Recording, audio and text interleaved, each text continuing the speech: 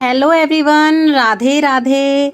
और अब वो समय आ गया है जब हमें ना चाहते हुए भी हमारी गौरा मैया को विदा करना पड़ेगा, क्योंकि ये तो रीत ही है। और गौरा मैया को ईसर जी के संग विदा कैसे किया जाता है, आज की इस वीडियो में हम यही देखने वाले हैं। तो चलिए अपनी गौरा मैया को विदा करने की तैयारी कर लेते हैं। तो तीज वाले दिन सबसे पहले सुबह गणगौर पूजन किया जाता है, छींटे लगाए जाते हैं, टिक्की लगाई जाती है। उसके बाद शाम को 4 बजे पानी पिलाया जाता है गणगौर माता को, और सभी सुहागन महिलाएं मिलकर पानी पिलाती हैं, गीत गाती हैं, दोहे गाती हैं। उसके बाद हमारी माता रानी को विदा करने का समय आ जाता है।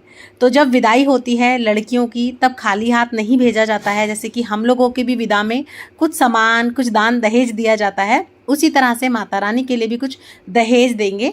तो देखिए, इस तरह का आप कपड़ा ले लीजिएगा, कोई भी अच्छे से शुभ रंग का, लाल या फिर आप पीला ले लें, ऑरेंज ले लें।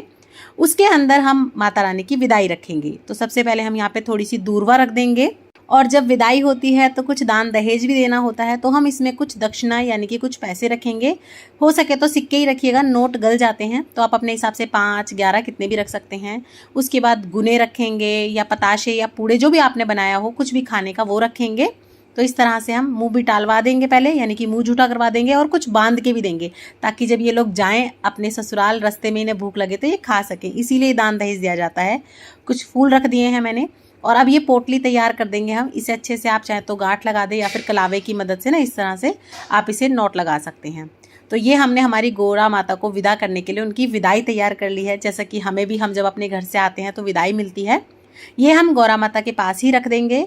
तो ये हमारी गौरा माता का दान दहेज विदाई हो गई। तो आप कुछ ना कुछ दे के ज़रूर भेजिएगा, क्योंकि कभी भी लड़की बहुओं को ना खाली हाथ विदा नहीं किया जाता है।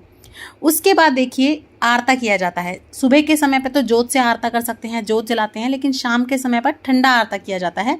तो ये सुहाग जल जो होता है, इसी से हम अच्छे से आरता कर लेंगे, आरते का गीत गा लेंगे। जाते समय जैसे तिलक वगैरह करके मान सम्मान करते हैं ना, उसी तरह से हम गौरा माता का और ईसर देवता का भी करेंगे।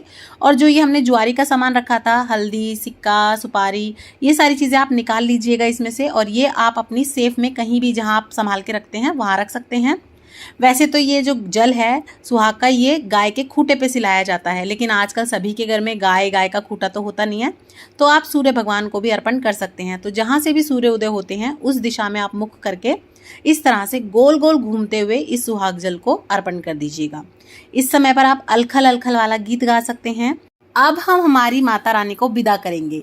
अगर आपके आसपास कहीं पे जोड़, कुआं या पानी का कोई भी स्रोत है, तो आप वहां पे जाके विसर्जन करके विदाई कर सकते हैं। लेकिन अगर ऐसा आपके पास कुछ नहीं है तो कोई बात नहीं, आप घर पे भी बहुत सरल तरीके से विदा कर सकते हैं। तो देखिए, किसी बड़े बर्तन में आप पानी ले लीजिएगा, उसमें हम ये कच्चा दूध, हल्दी और कुमकुम यानी कि रोली, कुछ फूल, दूर्वा, ये सब चीज़ें डाल के इस तरह से जल तैयार कर लेंगे। और जो ये हमने टिक्कियाँ लगाई थी, ये जो हमने छापा बनाया था, इसका भी हमें विसर्जन ही करना होता है, तो हम इसका भी विसर्जन कर देंगे। तो ये भी आप इसी जल में डाल दीजिएगा। ये जो लोटे का जल है, ये आप विसर्जन के पानी में डाल सकते हैं, सूर्य भगवान को अर्पण कर सकते हैं, पेड़ पौधों में डाल सकते हैं। ये जो गुने, पूड़े, हलवा, पताशे जो भी आपने लिया हो, इनका आप बायना निकाल के किसी बड़े रिश्ते को दे सकते हैं। अपनी अंगूठी आप पहन सकते हैं चांदी की। और ये जो हमने छींटे लगाए थे जिससे गुच्छी से, ये भी हमें विसर्जन के जल में ही डालनी होती है। ये सुहाग का सामान आपको किसी माली या मालन को देना होता है, या फिर आप किसी भी गरीब को या ज़रूरतमंद को दे सकते हैं। तो ये आप दान कर सकते हैं। और ये जो गणपति हमने रखे थे, ये आप पूजा में रख लें अपने मंदिर में दोबारा से।